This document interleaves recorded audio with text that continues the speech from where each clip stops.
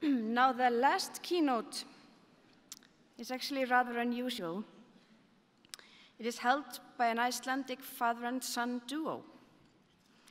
Pétursson has for most of his working career been a GP in Northern Iceland and has been prominent in the GP society in Iceland. Hálfdán Pétursson is at the start of his career, currently a GP trainee in Gothenburg and with a PhD from Trondheim, Norway. I'm very happy to introduce Hálfdán and Pétur.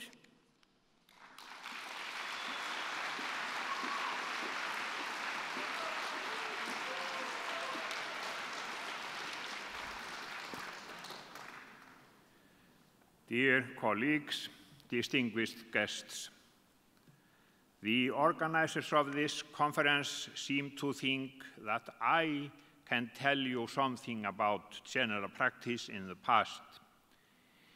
Even though I have reached an age where you are expected to have lost some of your mental abilities and memory. For your information, I began to work as a medical doctor nearly half a century ago.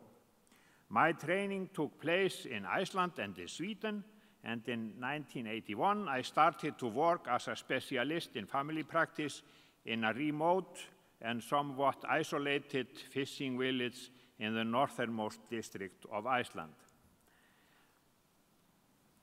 There I worked in a solo practice for 1,300 inhabitants in a total of 8 years and tried to solve almost all their health problems. I had an opportunity to learn about the medical history of my patients, social history, ancestry, environment, and all the circumstances of the community. Following this, I worked for a quarter of a century as a GP in a large primary healthcare clinic in Akureyri in North Iceland. I also have worked for a short time in Norway, Sweden, and Greenland. In addition, I have been engaged in health management, and therefore I studied some aspects of public health for a while. Nevertheless, the next speaker of the podium must be regarded as my best contribution to family practice. My name is Hálfdán Pétursson, and I was born in this village. Please let me guide your focus towards the healthcare clinic, and I want to show you a photo taken in there. Here you have the young and ambitious doctor in the village showing how to use the tympanometer that he recently got, and got a photo model. But little did they know that this young boy would not be pursuing his career as a photo model any further, but would be standing on the other end of the instrument. Now, so I grew up in Iceland, studied medicine in Reykjavík before following a 1,000-year-old tradition of young, ambitious Icelandic men taking my ship and sailing abroad, seeking fame and fortune. First up, Trondheim. I finished my PhD thesis there and defended it a few years ago. I still have my academic affiliation there, but currently I'm primarily working as a GP resident in Gothenburg. Please don't clap.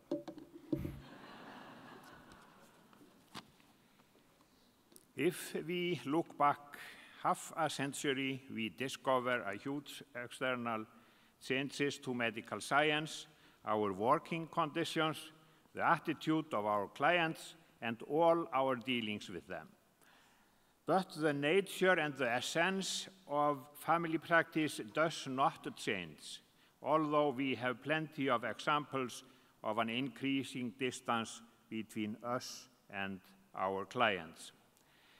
I grew up on a farm in the north, and as a teenager I participated each fall in gathering sheep from the summer grazing areas in the highland pasture.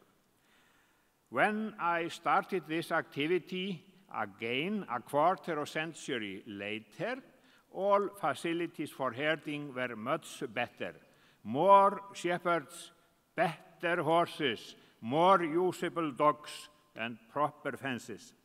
Yet, I found my task much tougher and more difficult than before, and felt that I was getting aged and infirm. Then an observant farmer elucidated for me the changes that had occurred in farming practices in my absence.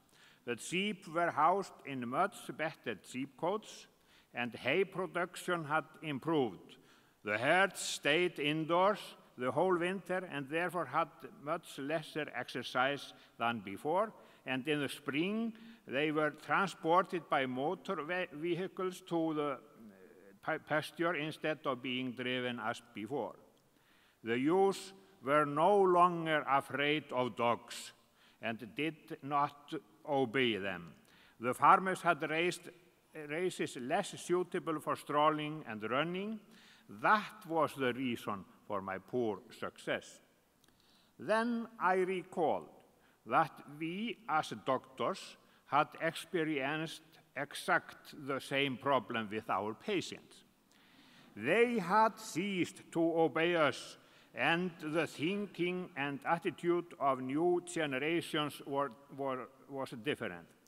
Obviously, they did not have the same respect for us as before, and they were beginning to get second opinions from other doctors, or even seek information about mysteries which the medical profession had for millennia preserved and stored in that way ensured its position in society. And what was the worst? Patients had developed a consumer attitude and had started to criticize the health service. They believed they were entitled. Surely we colleagues were extremely disappointed by this. But I realized that it made no sense to blame sheep or patients for the change of time. But we would have to adapt to changing requirements. I had to accept tougher sheep roundup procedures and the fact that the medical profession was falling down from its pedestal.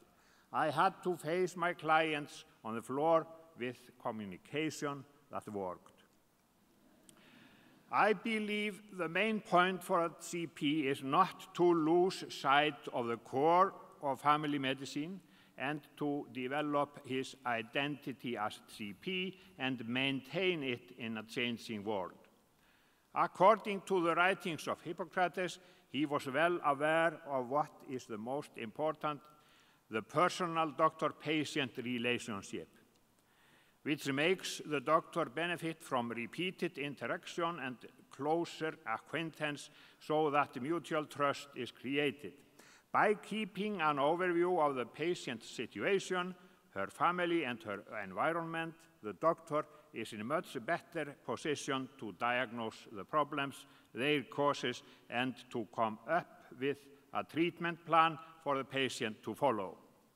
We family practitioners must be accessible for our clients, and we have to remember that the consultation itself is the melting pot of our specialty. We ourselves are the best medicine. That is and always will be the essence of family medicine together with continuity of care.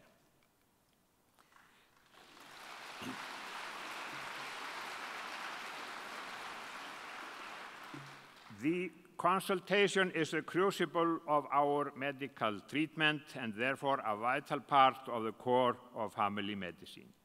According to Stotts and Davis' famous definition, it offers management of the problems which the patient presents for his doctor, modification of help-seeking behavior, the opportunity to affect how the client makes use of the health services, management of continuing problems, and opportunistic health promotion. Opportunities for health education, motivation, and case finding. In order to achieve any success in this effort, the GP needs to develop a variety of skills, which are difficult to define or measure, but we often call the art of medicine. I considered it was based on the personality of the doctor. The GP must be interested in people and human nature and has to enjoy human relations and communication. He must have the ability to collaborate with and respect other people, besserwissers, wisecers, arrogant, disagreeable, and cold-hearted people encounter difficulties and should seek for some another speciality. Devotion to justice and critical thinking makes a great difference in this respect. Intuition and imagination, our tasks can be unexpected and elusive, but interesting. Logical and pragmatic way of thinking, the GP has to make the best out of the situation, perceive and understand what works best and is most feasible at a given time. Empathy and good communication skills. He must perceive the feelings and thinking of patients and be able to put himself in their shoes. His treatment plans must rely on a realistic estimate of the willingness and ability of the patient, and the communication has to be within both cognitive, intellectual, and emotional domains. Enabling the patient's internal healing power. The doctor has to trigger and sustain the patient's hope and must be able to reduce her negative stress. Inducing salutogenesis. Salutogenesis is a term coined in the 80s by Aaron Antonovsky, a professor of medical sociology. The term describes an approach focusing on factors that support human health and well-being, rather than on factors that cause disease, pathogenesis. More specifically, the salutogenic model is concerned with the relationship between health, stress, and coping. Salutogenesis is virtually the development of health and is based both on a sense of coherence, social skills, and emotional intelligence. There is the case of evolving personality, which in any trouble and hardship can cope and positively influence the course of events. This coping ability is considered to be based on communication skills, the ability to change and develop, and thirst for life, the desire to achieve a goal.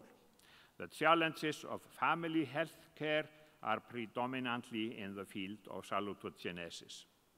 So it is quite another matter how well I managed to work in line with these objectives. In the 70s and 80s, there were enormous progress in family practice in Iceland as in other neighboring countries. Because of restructuring of the primary health care system, which included establishing of healthcare centers with teams of health workers as GPs, nurses, midwives, and medical secretaries. In those years, a large group of GPs returned home from other countries where they had finished their specialist training. These were good times.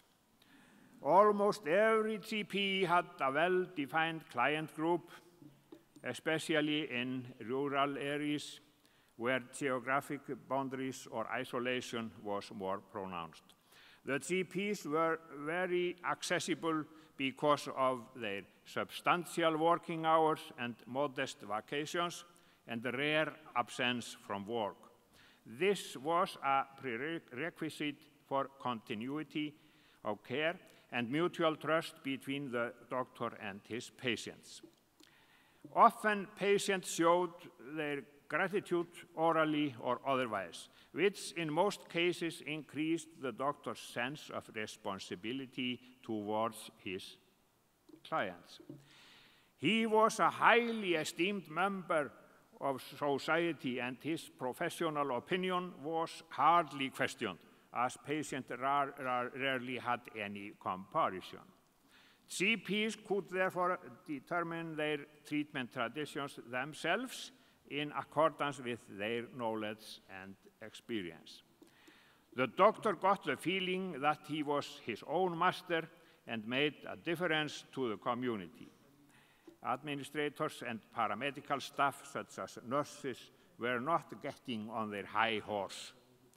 Clinical guidelines or any significant intervention of the doctor's work were uncommon.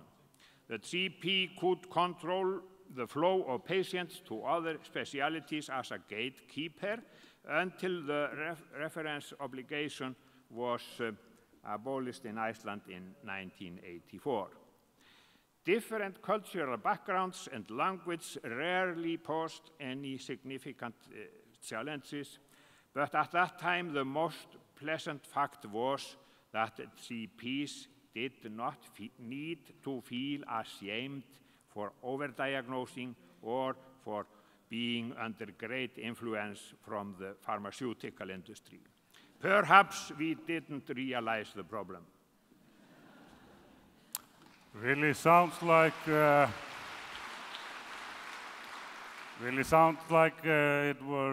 everything was better in the good old days. But I do have some vague recollection of you not always being that happy at the dinner table.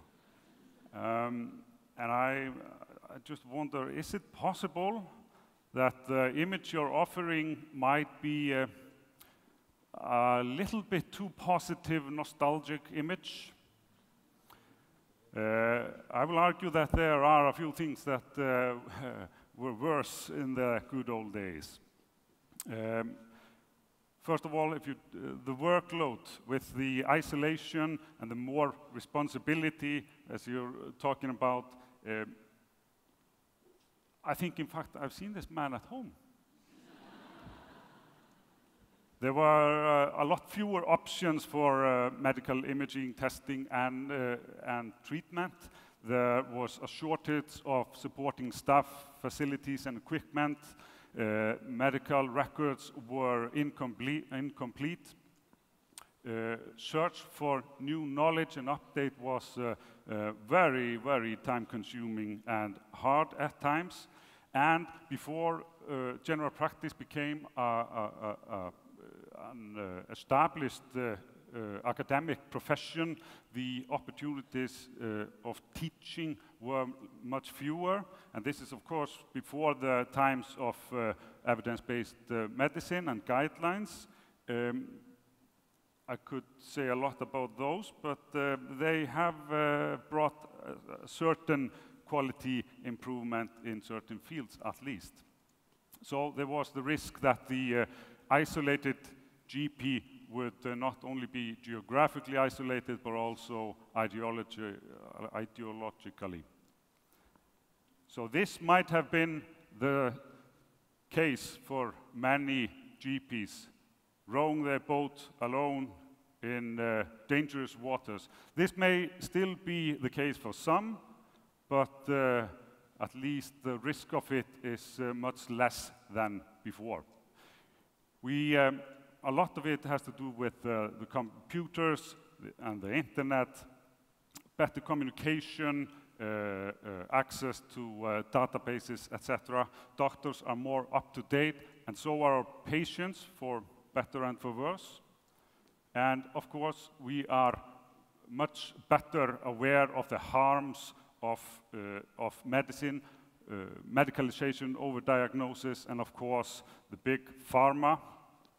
And then there are certain societal changes that I would say that they make this profession a bit more humane, open the opportunity to have a family life, for example.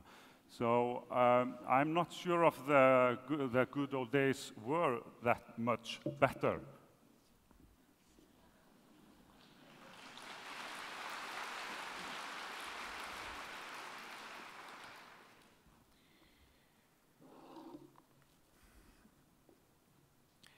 Nowadays, an old GP can easily become irritated by the change in times, especially if the person is of a grumpy nature. Sometimes one suspects that the GP has ultimately fallen down from his pedestal and has started practicing something quite different instead of family medicine. It seems to me that the GP has become a victim of social and lifestyle changes in the community and the evolution in the healthcare system, which is governed and propelled by profit forces and artificial public needs. But possibly the content and nature of general practice has undergone such a substantial change that the discipline deserves simply to be called something other than family medicine. For example, over-the-counter medicine. The demand for health care has escalated everywhere and caused increased workload, shortage of time and stress for physicians, and sometimes patients have to wait unacceptably long for a GP consultation. Continuity of care has generally decreased during the few last decades in the communities I am acquainted with. According to Wonka, the aim of family medicine is to provide personal, comprehensive, and continuing care for the individual in the context of the family and the community. Among the cornerstones are the medical consultation and doctor-patient relationship. Decreased continuity results in dilution of responsibilities and is brought on by shortage of GPs, increased claim for patients for second opinion and specialist service, innervating doctor-patient relationship in modern times. And finally, the reduced presence in office by the contemporary GP, which prioritizes his leisure time and family before the patient work. Everywhere, doctors seem to spend less time together with their patients than for computer work, meetings, and administration. The public seems increasingly interested in any kind of health information and health propaganda where evidence does not matter. The technological development and progress offers a range of widgets and smart devices, and their use can confuse people calling for intervention of a physician to correct misconceptions. Therefore, there are many things which reduce the confidence that the public has had in doctors and threaten the doctor-patient relationship.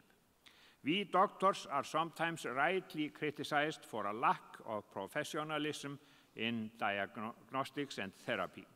I refer, for example, to the rampant inflation in Iceland in prescribing psychopharmaceuticals, antibiotics, and opiates. Here, clinical guidelines may be useful, but neither clinical guidelines nor evidence-based medicine take sufficient account of human factors in the interaction between the doctor and his patient. Furthermore, we doctors are deservedly criticized for our susceptibility to the pharmaceutical industry and stakeholders in healthcare. Therefore, we should strive to promote continuity in our patient work, but it does not happen without reward for continuity instead of pay for performance system. In my opinion, GPs have not been active enough in the debate about public health, and we have not been the pioneers in health promotion warranted by our knowledge and experience. The most important health needs of the community I belong to are on the one hand to react against stress-related problems and their consequences, and on the other to resist medicalization of nearly all the problems of human life. Too little discussion has been about the core of family medicine, the doctor-patient relationship and communication, and there is too little interest in the challenges that only our specialty has any possibility to control unexplained symptoms, multimorbidity, and difficult patients. In our ideology, we have acknowledged our responsibility towards our environment, pollution, global warming, and social inequalities, because they all have impact on the health of nations. But above all, we must show responsibility and preserve continuity in medical practice.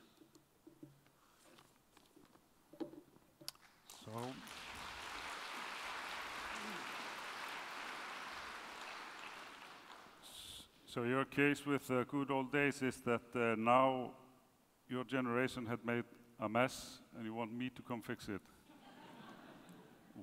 That's a tough one. I do appreciate, however, your wise words and overview, and they are noted. Unfortunate, though, that you didn't have the stamina to wait for my return to Iceland before retiring. I mean, handing over the patients and your practice directly to your son really would have proven your point with the continuity.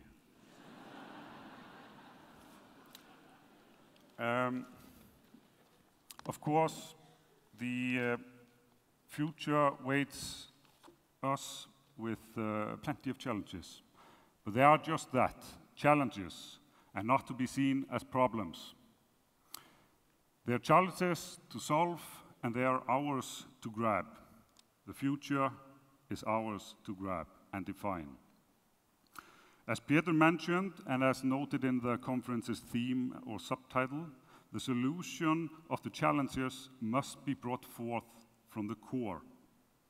First, choose your philosophy, then choose your strategy. So what is the essence of general practice?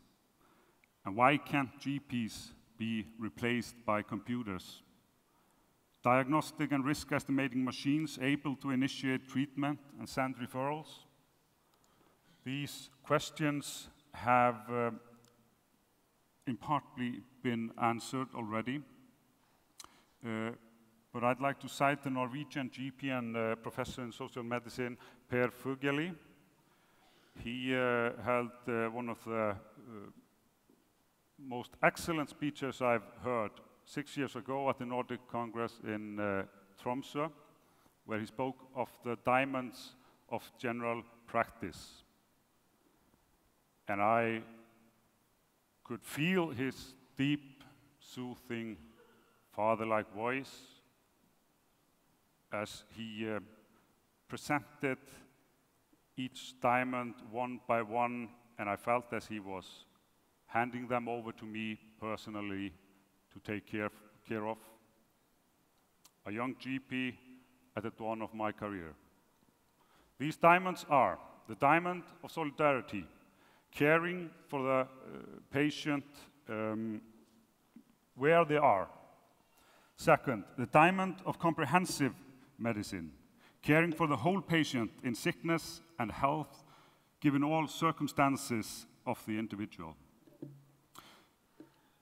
The diamond of realistic medicine, being Professor Goodenough without the hopeless chase for eliminating all risk with blood tests and medical imaging ad infinitum. The diamond of courageous medicine, daring to be realistic and wait and see. The diamond of personal doctoring, caring for the person, not just the biological mass, with a longitudinal aspect, the continuity and the depth of the doctor-patient relationship. The diamond of salutogenesis, salutogenic approach without shaming and blaming, we are no lifestyle police. And finally, the jungle diamond. The GP is the streetwise guy of medicine. Scientific overkill, algorithms, documentation, and quality controls might spoil the clinical judgment and personal wisdom acquired in the jungle. And, citing Fugeli's words, science must never be the one and only true love for the general practitioner, because the consultation room is also loaded with values, basic instincts, and poetry.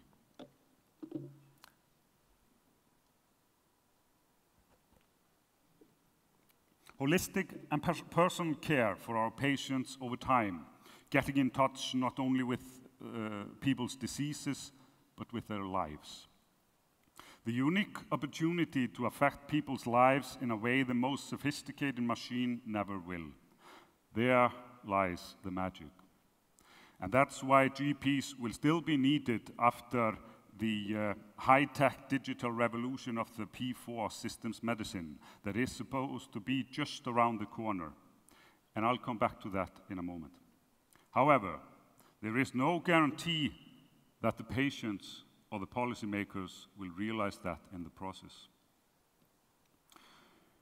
And that brings me to my point. Namely, we, GPs, we need to take the future with its technology and societal changes and embrace it. We need to be in the front line of, preferably developing the technology, but at least discussing and implementing it, defining the changes of our practice ourselves. The GPs need to stand their ground and take part in defining the role and utilization of the new technology. Otherwise, the new technology will be implemented and it will define our role. I'm talking about taking the lead, and I can refer to this milestone Norwegian document, the 7 theses of general practice. Taking the lead is number 7, 007. I guess the most of you have significantly become aware of the ever-increasing interest and at times fixation on smart devices and health apps.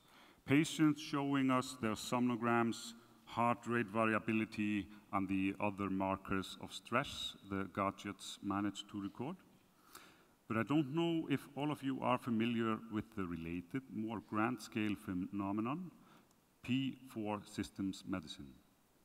The 4 Ps stand for predictive, preventive, personalized, and participatory. And really it isn't any of those. In fact, it is described as the future of primary care in this milestone paper from 2011, authored by 63 system biologists and 1 previous president of Wonka. Their prediction was that by year 2021, that is in 4 years, every patient will be surrounded by a digital cloud of billions of data points. Rather than following the simple linear reasoning of the traditional medicine, that exposures A and B lead to disease X, systems medicine sees the individual as a complex system of reactions without the simple linearity. So a number of different insults can create a cascade of reactions that may lead to a disease in a traditionally unforeseen manner. So this demands big data and some complex mathematical algorithms. The theory is that if you have enough data points, whole genome sequencing, analysis of the proteome, metabolome, etc., and follow these markers over time, you will be able to identify and react to early signs of disease and hopefully prevent it. So they're suggesting a continuous surveillance of the healthy individual.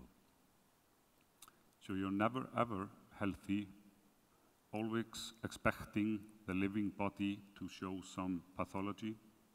to fail. A grand-scale medicalization of the human existence and life itself. And while we're at it, why not define aging as a disease?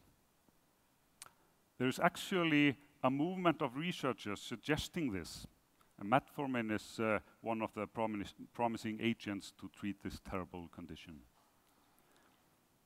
These visions lead our thoughts easily towards an Orwellian dystopy, as it can be visualized how the machines take over the role of the GP, throwing away Fugeli's diamonds and our understanding and sense of health. Some of you may laugh at this science fiction, but it's coming, and it's coming fast. And the vision and the promises are easy to sell, both to patients and to policymakers. As an example, Jonas Gahr Støre, leader of the Norwegian Labour Party and potentially the next Prime Minister of Norway, wants his country to be leading worldwide in e-health in 10 years' time. P4 systems medicine is one of the things he's talking about. Luckily, he got an answer from two very promising young colleagues, Henrik Vogt and Andreas Pahle. Støre and the Medical Dream Factory, where they expose his promises as a very unreliable vision being used in hunt for political popularity and votes. They are leading a special interest group on e-health and personalized medicine within the Norwegian College of General Practice.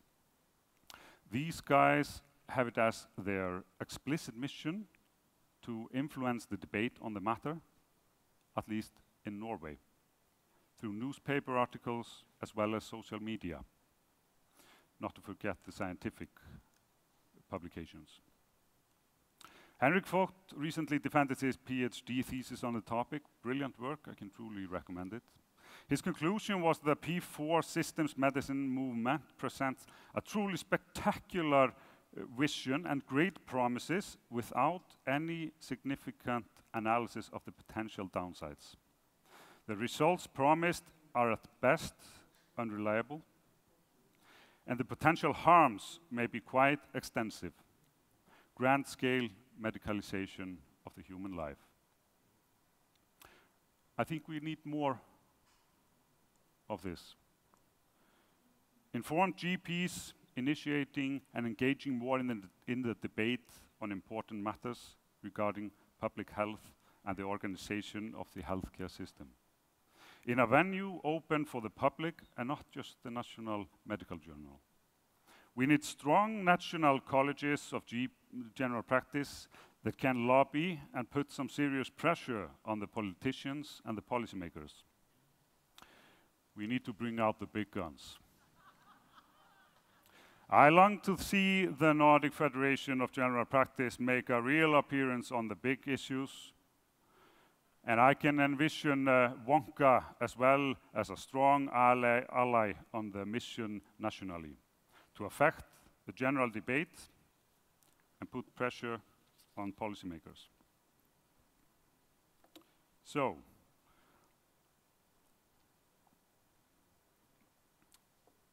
trying to draw some conclusions for the future in the light of the past.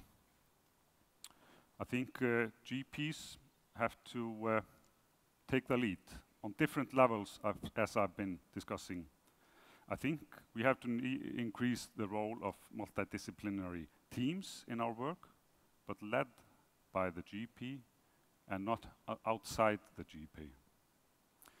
Continuity of care is crucial, and for that, at least in Sweden, where I'm working, we need more GPs and a better organization. We need increased funding, as usual, and we need to keep new public management out of the healthcare system. And frankly, I see new public management and the neoliberal consumer society as a serious threat to public health that needs to be resisted. And I should know. I'm Icelandic. I saw the economic crisis happen. And that was because of this, this mentality. And it ain't salutogenic. So, I'm going to spend the last 20 minutes of my talk diving deeper into that matter. No complaints? Really? No, don't worry, I'm at the end of my talk. Guys in the front row are getting thirsty. The dancers are getting ready backstage for the closing ceremony. The champagne is getting chilled. And many of you already have their minds on the dinner and party afterwards, where we are going to celebrate. We're going to celebrate our profession, the bright future of general practice, the bright future we are going to create together. We are going to celebrate general practice as a fruitful and developing academic field. And of course, we're going to celebrate tomorrow's Icelandic national holiday, 73 years of independence from Denmark.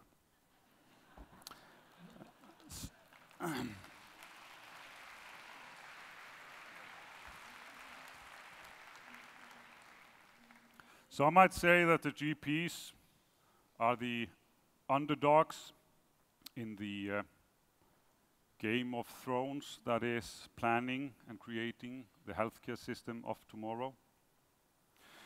But the GPs are the profession with the greatest overview and understanding of the healthcare system as a whole and of the patient as a whole.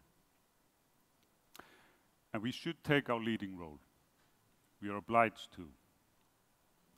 And for your motivation, please let me remind you of the Icelandic male national football team, who managed as underdogs to get to the quarterfinal of the European Championship last year with great skills, great teamwork, and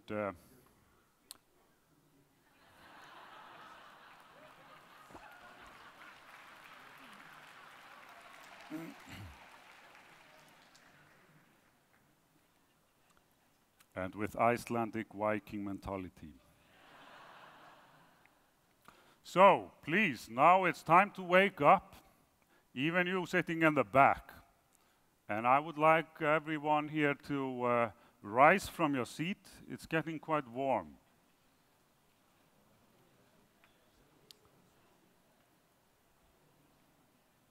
As we are going to, we are going to recreate the Viking clap.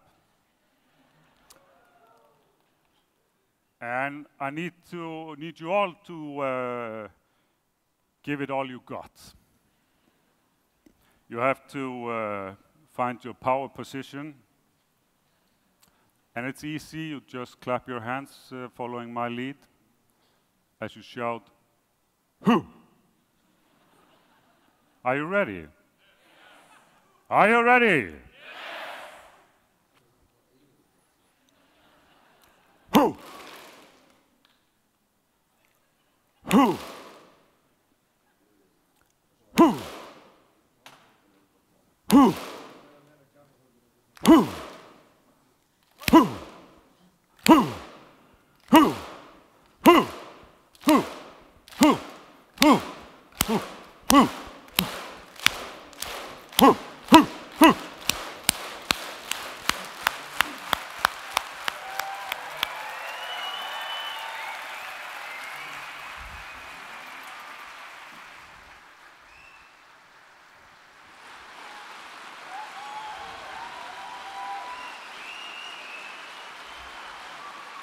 Obrigado.